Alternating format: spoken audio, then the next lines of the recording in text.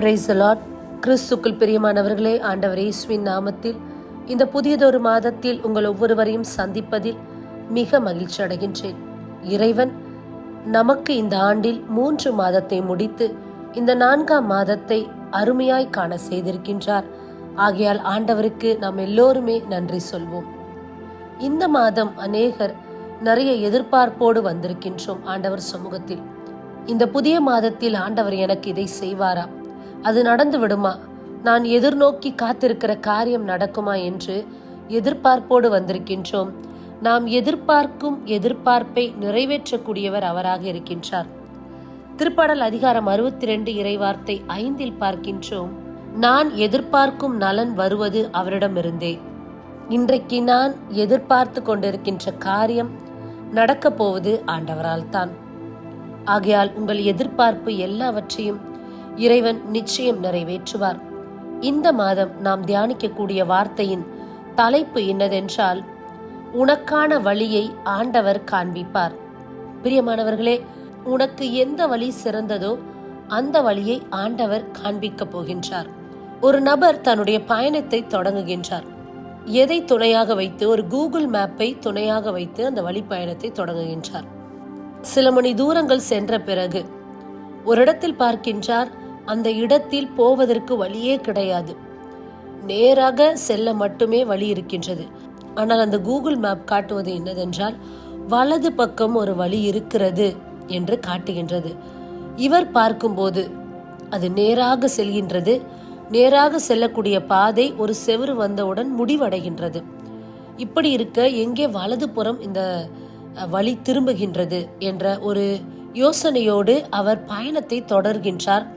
ஒரு குறிப்பிட்ட தூரம் வந்த பிறகு வண்டியை திருப்பி விடலாம், இதற்கு மேல இங்கே வழி கிடையாது என்று நினைத்து தன்னுடைய வண்டியை திருப்ப வேண்டும் என்று நினைக்கின்றார். அந்த சமயத்தில் பின்னாடி ஒரு வாகனம் வந்து நிற்கவும் இவரால் வண்டியை திருப்ப முடியவில்லை. திரும்பவும் நேராக தன்னுடைய வண்டியை நகர்த்தி செல்கின்றார். கொஞ்ச தூரம் போனது, கடைசியாக அந்த செவுறு அருகே முட்ட போகிறது என்று நினைத்த போது வலது பக்கம் ஒரு வழி வந்தது. அவர் வலது பக்கம் திரும்பி தன்னுடைய பயணத்தை அருமையாக மேற்கொண்டார். பிரியமானவர்களே, சாதாரண ஒரு வழிகாட்டி தான் அது கூகுள் மேப். அதுவே தன் காட்டிய வழியில் நேர்த்தியாய் இருக்கும்போது அதை நான் நம்பி சென்றபோது அங்கே வழி இருந்தது. அப்படி இருக்க நான் ஏன் ஆண்டவரை நம்பக்கூடாது? அவர் என்னை வழிநடத்த மாட்டாரா? எனக்கான வழி அவர் காண்பிக்க மாட்டாரா? ஆண்டவர் சொல்கின்றார், இந்த மாதத்தை நீ ஆரம்பிக்கும் போது குழப்பத்தில் இருக்கலாம், வழி தெரியாமல் இருக்கலாம், எந்த வழியை தெரிந்தெடுக்க வேண்டும் என்று புரியாமல் இருக்கலாம். என்னை நம்பு, வழி இல்லாத இடத்தில் உனக்கு வழியை காண்பிப்பேன் என்று ஆண்டவர் கூறுகின்றார். இந்த மாதம் நம்முடைய வார்த்தை இன்னதென்றால், நீதிமொழிகள் அதிகாரம் 3 இறைவார்த்தை 6, நீ எதை செய்தாலும் ஆண்டவரை மனதில் வைத்து செய், அப்போது அவர் உன் பாதைகளை செம்மையாக்குவார். நீ எதை செய்தாலும் ஆண்டவரை இருதயத்தில் நிறுத்தி செய், அப்போது அவர் உன் வழிகளை செம்மையாக்குவார். இதுதான் வார்த்தை. Remember the Lord in everything you do and he will show you the right way. வழியே தெரியல, என்ன பண்ணணும்னு தெரியல அப்படின்னு சொல்லி நிறைய பேர் இன்னைக்கு 21 நாள் ஜெபம், 15 நாள் ஜெபம், 50 நாள் ஜெபம், அப்புறம் 9 நாள் ஜெபங்கள் இப்படிலாம் நிறைய வைக்கிறோம். ஆனால் ஒன்றே ஒரு காரியத்தை நாம் செய்தோம் என்றால், எதை செய்தாலும் ஆண்டவரை மனதில் வைத்து செய்தோம் என்றால் அந்த காரியத்தில் ஆண்டவருடைய கரம் இருக்கும். நான் எதை செய்தாலும் ஆண்டவருக்கு முதலிடம் கொடுத்து அவரை என் மனதில் நிறுத்தி செயல்படுத்தும் போது ஆண்டவரின் சித்தம் அந்த காரியத்தில் நிறைவேறும். Prioritize God first, He will show you the way. எப்போது நான் ஆண்டவருக்கு முதலிடம் கொடுக்கின்றேனோ அப்போது அவர் என் வழிகளை, என் காரியத்தை அனைத்திலும் அவர் நேர்த்தியாய் செய்து முடிப்பார். நீ ஆண்டவரை முதன்மைப்படுத்தும் போது அவர் உன் வழியை காட்டுவார். அந்த வழி சரியில்லாமல் இருந்தாலும் உனக்காக அதை அவர் சரி செய்வார். நீதிமொழிகள் அதிகாரம் 3 இறைவார்த்தை 5, 6 எப்படி சொல்லலாம் அப்படின்னு சொன்னீங்கன்னா, இந்த வசனத்தை லைஃப் சேஞ்சிங் வேர்ஸ்ன்னு சொல்லலாம், அப்படி இல்லைன்னா லைஃப் கிவிங் வேர்ஸ். நீதிமொழிகள் அதிகாரம் 3 இறைவார்த்தை 5 பார்க்கின்றோம், முழு மனதோடு ஆண்டவரை நம்பு, சொந்த அறிவாற்றலை சார்ந்து நில்லாதே. உன் முழு மனதோடு முழு இதயத்தோடு ஆண்டவரை நம்பு. Total dependence on God, 100% confidence, 100% trust on God. இதை இன்னும் சிம்பிளாக சொல்லணும் அப்படின்னு சொன்னா, வித்தவுட் டவுட்டிங் காட். ஆண்டவர் மேல சந்தேகமே வரக்கூடாது நமக்கு. பிரியமானவர்களே, நாம் கொள்ளக்கூடிய நம்பிக்கை எப்படிப்பட்ட நம்பிக்கை என்றால், இறைவன் எனக்கு இதை செய்வாரா செய்ய மாட்டாரா என்ற ஐயப்பாடே இல்லாத ஒரு நம்பிக்கையாக இருக்க வேண்டும். செய்து முடிப்பார், செய்து தருவார், நிச்சயம் நடத்துவார். இப்படிப்பட்ட விசுவாசத்தின் வார்த்தையாக இருக்க வேண்டுமே தவிர சந்தேகத்தின் வார்த்தைகளாக இருக்கக்கூடாது.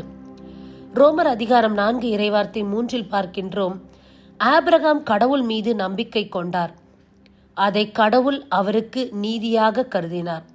ஆபிரகாம் இறைவன் மீது முழு நம்பிக்கை வைத்தார்.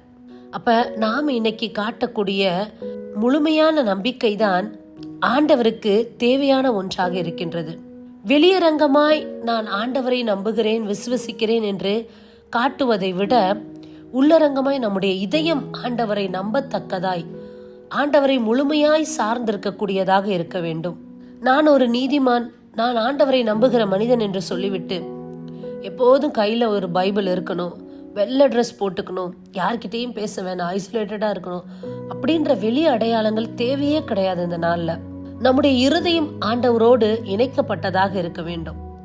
நம்முடைய இருதயம் ஆண்டவரை சந்தேகப்படாமல் நம்பக்கூடியதாக இருக்க வேண்டும். இந்த 2 மட்டுமே போதுமானது.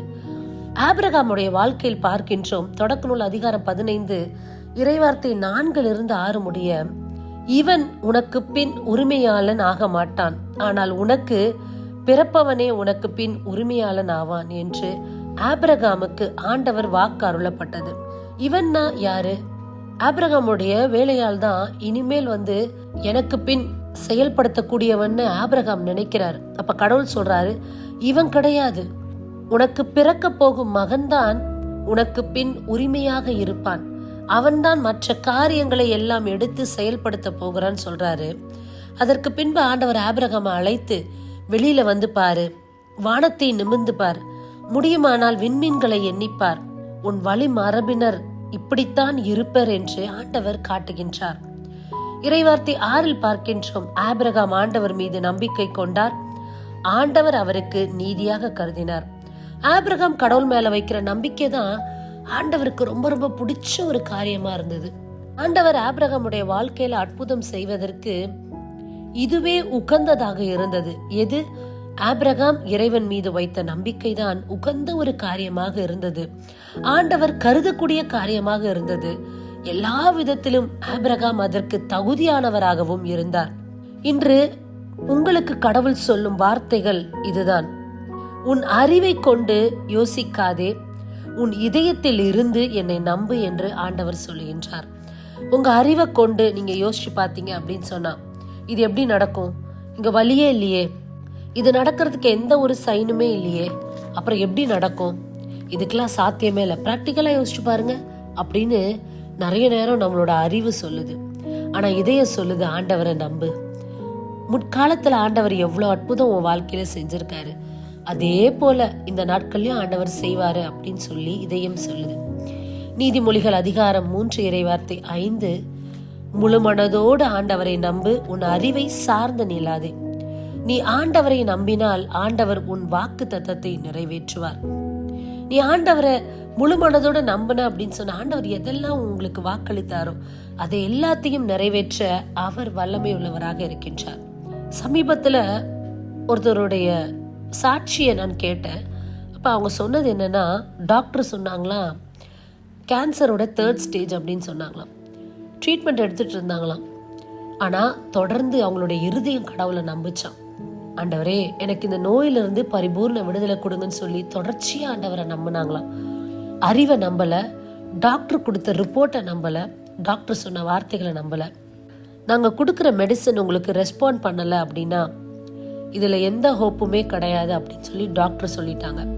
இன்னைக்கு டாக்டர் சொன்ன வார்த்தையை அவங்க பெருசா எடுக்கல, ஆனா அவங்க இதயத்துல கடவுளோட வார்த்தையை நிறுத்திக்கிட்டாங்க. அதை கண்களுக்கு முன்பதாக கொண்டு வந்தனாலதான் ஆண்டவர் என்னை சுகப்படுத்திடுவாரு, எனக்கு பலன் கொடுப்பாரு அப்படின்னு அவங்க நினைச்சனாலதான் 2 வருஷம் கழிச்சு அவங்க டெஸ்ட் போகும்போது எல்லாத்தையும் திரும்ப எடுத்தாங்களாம். எடுத்து பார்த்துட்ட பிறகு சொன்னாங்களாம், ஒன்றுமே இல்லை, இப்போ நாங்கள் கொடுத்துருக்க டேப்லெட்ஸ்லேருந்து பாதி டேப்லெட்டை குறைச்சிடுறோம், நீ பாதி மட்டுமே நீங்கள் போட்டால் போதும், அதுவுமே ஒரு 3 மாதம் கழித்து அதை நிறுத்திடுங்க அப்படின்னு சொன்னாங்களாம். எவ்வளோ பெரிய சாட்சி! கேன்சரோட 3rd ஸ்டேஜ்க்கு வந்த பிறகு, இப்படி டாக்டர்ஸ் எல்லாம் சொன்ன பிறகு அவங்களுடைய எண்ணம் எப்படி இருந்திருக்கும்? இருதயம் உடைக்கப்பட்டிருக்கும். இதுக்கு மேலே நான் வாழவே முடியாது அப்படின்ற எண்ணம் வந்திருக்கும். ஆனால் அந்த இடத்துல வழியே இல்லை, எல்லாம் மூடிருச்சு அப்படின்ற இடத்துல ஆண்டவரை அவங்க இதயத்தில் கொண்டதுனால, ஆண்டவரை முழுமனதோடு அவங்க நம்பினால, ஹோப்லெஸ்ன்னு டாக்டர் சொன்ன இடத்துல ஆண்டவர் ஒரு ஹோப்பை உண்டு பண்ணியிருக்காரு. முடியாதுன்னு சொன்னதை ஆண்டவர் முடிய செய்திருக்கிறார். நடக்காது அப்படின்னு சொன்னதை ஆண்டவர் நடக்க செய்திருக்கிறார்.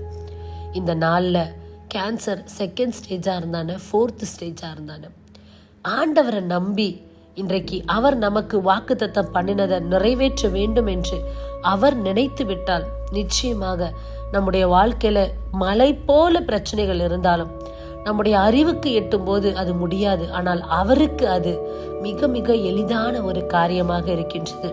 நம்முடைய இதயத்தின் விசுவாசமே அந்த காரியத்தை நடத்தக்கூடியதாக இருக்கின்றது.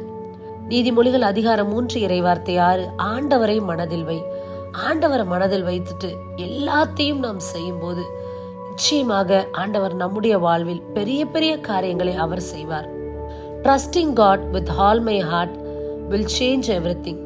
நான் ஆண்டவரை என் மனதில் நிறுத்தி நம்பி செயல்படும் போது எல்லாத்தையுமே அவர் மாற்றுவார். என் பிரச்சனையை, என் சூழ்நிலையை, எனக்கு எதிராக இருக்கக்கூடிய மக்களை, என்னுடைய நோய் நொடிய எல்லாத்தையும் அவர் மாற்றுவார். அவர் எனக்கு வழிகளை உண்டு செய்வார், வழிகளை காண்பிப்பார். இந்த நேரத்தில் ஆண்டவர் நம்மோடு பேசிக்கொண்டிருக்கிற வார்த்தை, நான் உனக்கான வழியை காண்பிப்பேன் என்று ஆண்டவர் கூறுகின்றார். அதை நிச்சயம் நிறைவேற்றுவார். இந்த மாதம் ஆண்டவர் நமக்கு சொல்லக்கூடிய வார்த்தை, என்னை முழுமையாக உன் இருதயத்தில் நம்பு, என்னை உன் இருதயத்தில் நிறுத்தி காரியங்களை செயல்படுத்து, நான் உனக்கான வழியை காண்பிப்பேன் என்று ஆண்டவர் வாக்கு கொடுக்கின்றார். இந்த மாத வாக்கு தத்தத்தை பற்றி பிடித்து கம்பீரமாய் பயணிப்போம். வழிகளை ஆண்டவர் திறந்து கொடுப்பார். அந்த வழிகளுக்குள் சென்று ஆசீர்வாதங்களை பெற்று மகிழ்வோம். ஆமேன். God bless you. Praise the Lord.